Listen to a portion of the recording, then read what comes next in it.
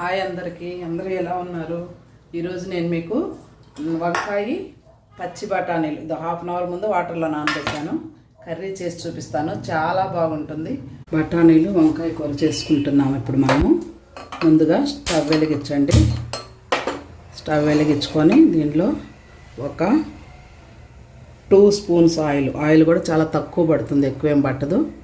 2 spoons oil వేసాను. మీరు ఇంకా తగ్గించి వేసుకోవాలంటే 1 స్పూన్ కూడా వేసుకోవచ్చు. నేనైతే 2 స్పూన్స్ వేసాను. ఆయిల్ బాగా కాగింది. చూడండి, దీంట్లో మనము జీలకర్ర ఆవాలు మాత్రమే వేస్తున్నాను. నేను ఇది కుక్కర్లో చేస్తున్నాను. కుక్కర్లో ఎందుకు చేస్తున్నానంటే పచ్చి బఠానీలు ముందుగా ఉడికించలేదు కాబట్టి నేను డైరెక్ట్గా కుక్కర్లో చేస్తున్నాను. ఒక సగము ఆనియన్ ముక్కలు, ఒక సగం ఆనియన్ అల్లం వెల్లుల్లి పేస్ట్లో వేశాను. అందుకని ఇక్కడ సగం ఆనియన్ ముక్కలు మాత్రమే వేసాను. నేను మంటని లో ఫ్లేమ్ పెట్టుకోండి, ఎందుకంటే ఆ ఆనియన్ అవి మసాలా దినుసులు మాడిపోయే ప్రమాదం ఉంది. మంటను తగ్గించండి. దీంట్లో నేను ముందుగా అల్లము వెల్లుల్లి సగం ఆనియన్ వేసి పేస్ట్ కొట్టుకున్నాను, ఇది వేస్తున్నాను. ఎప్పటికప్పుడు ఫ్రెష్ మసాలాలు వేసుకుంటే మనకి కూరలు కూడా కొంచెము రుచి పెరుగుతుంది. కాకపోతే టైం లేని వాళ్ళు ఆల్రెడీ స్టోర్ చేసుకున్న మసాలా వేసేసుకోవచ్చు.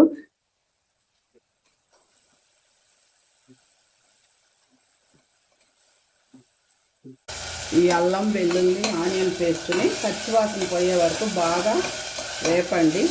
ఈ 2 మినిట్స్ అయింది, బాగా వేగింది, మంచి స్మెల్ కూడా వస్తుంది పచ్చివాసన పోయినట్టు. ఇప్పుడు ఒక 2 టమోటాలని చిన్న ముక్కలుగా కట్ చేసి వేసుకుంటున్నాను. టమోటాలు ఎక్కువ ఉడకాల్సిన అవసరం లేదు, ఎందుకంటే మనం ఆల్రెడీ కుక్కర్లో పెడుతున్నాం కాబట్టి కొంచెము ఒక 2 నిమిషాలు ఇట్లా వేపితే సరిపోతుంది. టమోటాలు మగ్గాయండి. ఇప్పుడు దీంట్లోనే కొంచెము కొత్తిమీర వేస్తున్నాను. కరివేపాకు కూడా వేయాలి. కరివేపాకు లేదు ఇంట్లో, ఉంటే మీరు కరివేపాకు కూడా వేసుకోండి, మంచి ఫ్లేవర్ వస్తుంది కరివేపాకుతోటి. ఆల్రెడీ వంకాయలు ఉప్పు నీళ్ళల్లో నానబెట్టాను. వంకాయలు కోసుకునేటప్పుడు కొంచెం జాగ్రత్తగా ఉండండి, పుచ్చులు చాలా ఎక్కువ ఉన్నాయి. నాకు 2 కాయల్లో పుచ్చులు వచ్చేసాయి, తీసేసాను. మిగతాయి మాత్రమే కోసాను. వంకాయలు వేసిన తర్వాత వెంటనే ఉప్పు వేయండి. ఆల్రెడీ ఉప్పు నీళ్ళల్లో ఉన్నా కూడా మనకి ఉప్పు వేయాల్సిందే. ఉప్పు చూసుకొని వేయండి. నేనైతే 1 స్పూన్ వేస్తున్నాను, అది కూడా ఫుల్గా వేయట్లేదు, కొంచెం తీసేసాను. 1/2 స్పూన్ పసుపు, 1/2 స్పూను కారం చూసుకొని వేసుకోండి. మీకు కారం బాగా తినేవాళ్ళు 1-2 స్పూన్లు కూడా వేసుకోవచ్చు. నేనైతే 1/2 స్పూన్ వేసాను. ఎమ్మటే దీనిలో ఈ పచ్చి బఠానీలు కూడా వేసేసి ఒక 1 మినిట్ అలా వేపండి బాగా.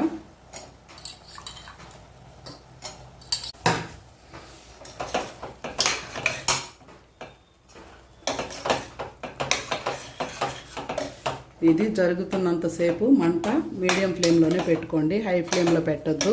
ఇంకా ఇంతేనండి. కొంచెం ధనియాల పొడి వేసేసి కొద్దిగా వాటర్ పోసి మూత పెట్టామంటే 2 విజిల్స్ వస్తే చాలు.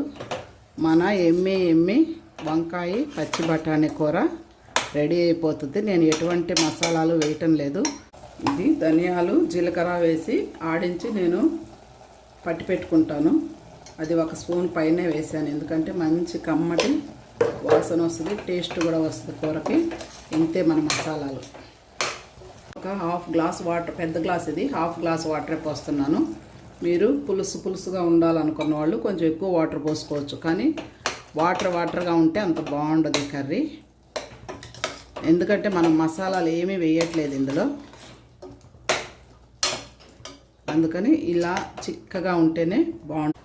మీడియం ఫ్లేమ్లో 2 విజిల్స్ వస్తే సరిపోతాయి.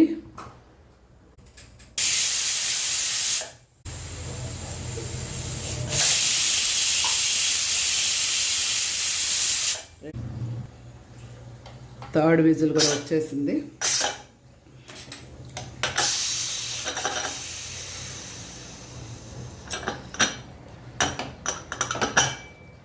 తీసేసి మన కూరని ఇప్పుడు చూద్దాము. ఓకే, వంకాయ ముక్క సూపర్గా ఉడికింది. బఠానీ కూడా బాగానే ఉడికింది.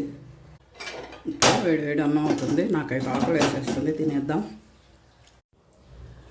వంకాయ కర్రీ రెడీ అయింది.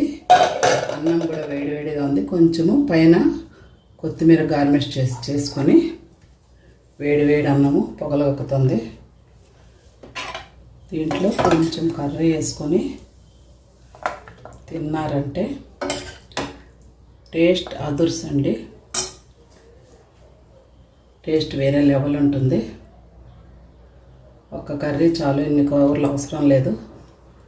అసలు బఠానీలు చూస్తుంటే చాలా టెంప్టింగ్గా ఉన్నాయి. నాకు చేసి వస్తాను. కొత్తగా నా ఛానల్ చూసేవాళ్ళు లైక్ చేయండి, షేర్ చేయండి, సబ్స్క్రైబ్ చేయండి.